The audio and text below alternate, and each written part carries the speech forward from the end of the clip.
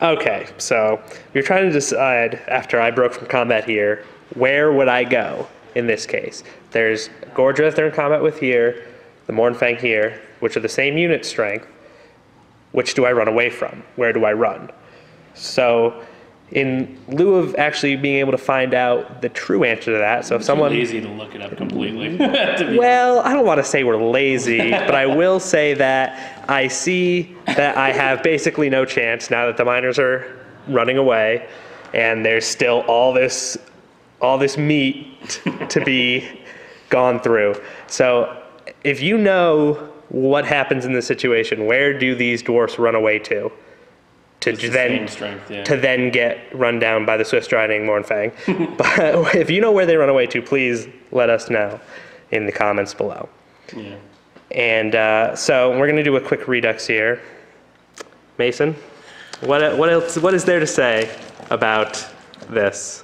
Big unit of bulls with characters in it is pretty much the bee's knees. That's all I could say. Did you know this before? Did you actually truly figure it out in the mega battle? No, I've never played a game with a giant unit of bulls and some characters in it before. 10K battle. But what I asked was, did you figure it out in the 10K battle? No, I knew before that. No, you knew before that? You just never did it yet? No, I hadn't really done it. It's nice to have multiple blocks of stuff, you know, for flanking and all that, but if you have, you know, a brick of ogres and you charge them in the flank or whatever, that's still 3 ogres hitting you. Yeah, 3 attacks apiece. Yeah, and then characters can move over. Think about hitting the flank of a normal unit, which is going to have maybe 8 dudes attacking. Yep. Compared to hitting a flank of ogres, which is going to have 3 attacks apiece. 3 attacks apiece, 9 attacks. Yeah. So you're better off. Yeah. So what's your MVP? Was it the brick of ogres with the characters in it? I would just say the MVP is the bruiser. This guy right bruiser here with the hammer. Yeah, because he gut maw challenge, monster of doom. Just goes, I challenge. Interesting point here. You can correct me if I'm wrong. The ogres, they're for sale. Yep. The ogres are for sale. If you like Mason's ogres, they're done up. They have a lot of nice love put into them. Conversions, snowy bases, all the slate on the base. They're pretty good. Conversions. Yeah, like this guy, you're not gonna find bruisers like this other places. Anyway, I'm not selling them out of hatred of them. I actually love them a lot. I'm selling them because I need some quick fundage. It's not that I want to. Right. So, all right. So I'm just happy if they go to a good home. That's what I'm happy for. What's your LVP in this list? LVP? Yeah, anything? I never like the lead belchers. They're always kind of mediocre, but they did kind of charge me over here. They waylaid the miners. Yep. So they were a nuisance unit that you had to deal with. So any tactical change? No. Or you think ogres are easy. I highly recommend if you're just starting out, get ogres. Yeah, low model count. You run forward, you beat some face, and you win.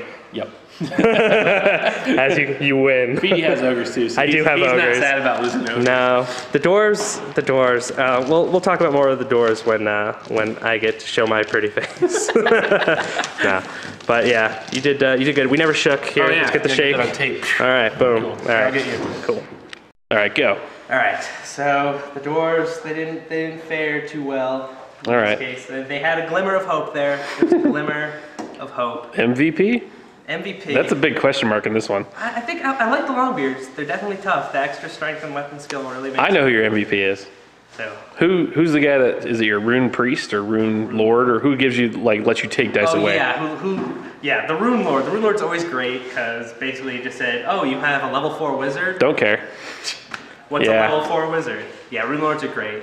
Luckily, you never rolled any miscasts, so I didn't have to worry about spells going off. I just blew everything away. So yes, that is definitely something good. LVP, nothing. I guess.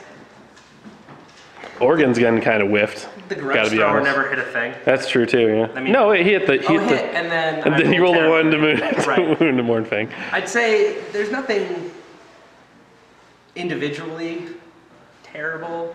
They do better. Just didn't perform today, for me anyway.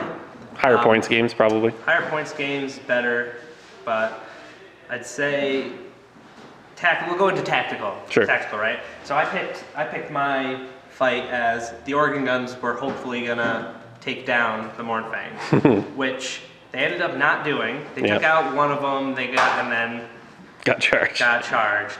So it's like, I say this, strategies based on hope never seem to pan out. Yeah. Because it should be a solid strategy, not one based on, well, I hope this works. So I could have put the Oregon guns over here, gotten some fire onto the actual ogre, like the big thing ogres, maybe made the Mournfangs come a little bit further. What about like a flame cannon? Flame cannon would be good against ogres in particular, but I don't actually have a flame cannon. Probably good for this game though. That might be one way I would change my list. Yeah. Or just take actual cannons with maybe like flaming attacks, just in case he. But I don't really have to worry about the regen because you don't get the regen off. Yeah, it never got off, but it's more that I should have put the Oregon guns over here. The Longbeard should have just been here to been like, all right, Mournfangs, come at me, and the miners should have just gone into the side of the ogre brick. If the original warrior unit just kind of broke. It was what, 19 casualties you did. That was crazy. Yeah, that was so much carnage on them. The miners could have, if they could have held there, for that one turn, the miners could have come in on the flank. Longbeard's going to come in on the flank, and then if the Oregon guns had been over here with the grudge thrower, they could have dealt with the lead belchers and then turned for the Mournfangs when they came closer if something broke out of combat. How about them nuisance gorgers? Or gorger anyways. Yeah, the gorgers. Need something to deal with those. Yeah, I didn't really have a way to stop them. Usually something you can do, and if you have the points, is take like a slayer and just have them sit there in the backfield waiting for something like that to come in, where they just come in with these souped up rune axes and beat some face. But yeah, slayers are good. yeah, I didn't really have the points. Dwarfs are pretty expensive, I'd say. Their book is pretty old. They're a little out of I think they're still viable though. They're still viable. I didn't play the Gunline Army. The Gunline Army. Yeah, he didn't want to be a jerk to me, just so everybody knows. The Gunline Army could be a little bit better, but they're still going to get charged and just break away and lose.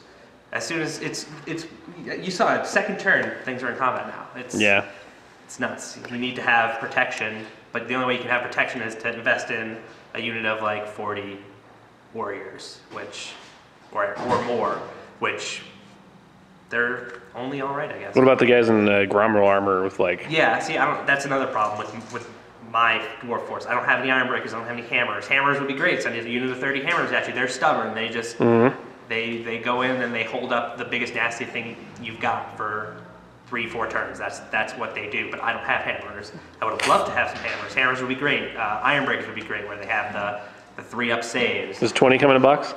No, they're still metal. Oh, really? That's part of why I haven't been getting them. I've been holding out for the dwarves to get a new book and plastic kits for hammers, iron breakers, stuff like that. That's part of what I've been waiting for on the dwarves.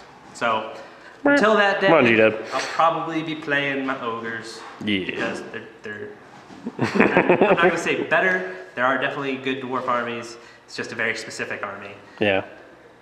That I don't have the models to do. So yeah. Thanks everyone for tuning in, and thanks for Mason for being a great opponent. Yeah. Yeah. Cool. Catch you guys later.